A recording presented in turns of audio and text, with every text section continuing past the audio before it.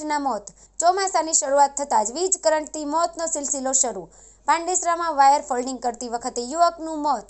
સુરતમાં ચોમાસાની શરૂઆત થતાં જ 1 મહિનામાં વીજ કરંટ લાગતા 8 વ્યક્તિના મોત થયા છે. ચોમાસાની શરૂઆત થતાં જ શહેરના અલગ અલગ વિસ્તારોમાં વીજ કરંટ લાગવાના બનાવો વધી રહ્યા છે. બનાવની સાથે સાથે વ્યક્તિઓના મોત થવાના આંકડાઓ પણ વધી રહ્યા છે. એમાં પણ 30 વર્ષની અંદરના ઉંમર ધરાવતા યુવકોની સંખ્યા વધારે જોવા મળી હતી. 6 જુલાઈની રાત્રે પાંડેસરામાં વાયર ફોલ્ડિંગ કરતી વખતે વીજ કરંટ લાગતા 29 વર્ષીય યુવકનું મોત નીપજ્યું હતું. મૃતદેહ કિચડમાં પડ્યો હોવાની જાણ થતાં સગા સંબંધીઓ સહિતના લોકો સ્થળે દોડી ગયા હતા. પાસોદરામાં નવા બંધાતા બિલ્ડિંગમાં કીમના યુવકનું મોત. મૂળ રાજસ્થાન અને હાલ કીમમાં 18 વર્ષીય દીપક કુમાર રમેશચંદ્ર ડભોર પરિવાર સાથે રહેતો હતો.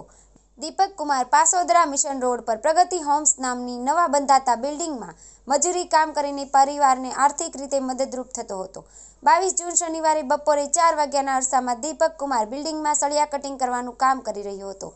તે દરમિયાન વીજ કરંટ લાગ્યો હતો, જેથી તેને રિક્ષામાં સારવાર માટે ખાનગી હોસ્પિટલમાં ખસેડવામાં આવ્યો હતો. ત્યારબાદ વધુ સારવાર માટે સ્મીમેર હોસ્પિટલ ખાતે ખસેડવામાં આવ્યો હતો, જ્યાં ફરજ પરના તબીબે તેને મૃત જાહેર કર્યો હતો.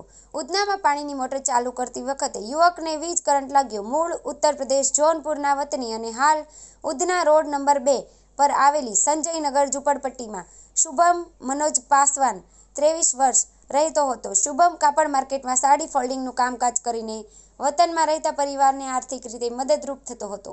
20 જૂન ગુરુવારે સવારે શુભમ ઘરમાં પાણીની મોટર ચાલુ કરી રહ્યો હતો.